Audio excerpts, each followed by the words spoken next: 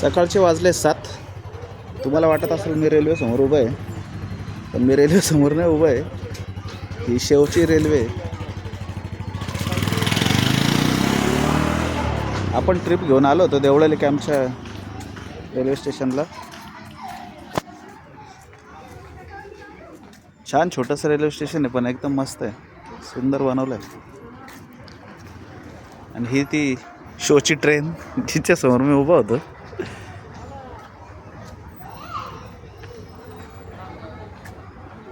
शोची ट्रेन ठेवली छान.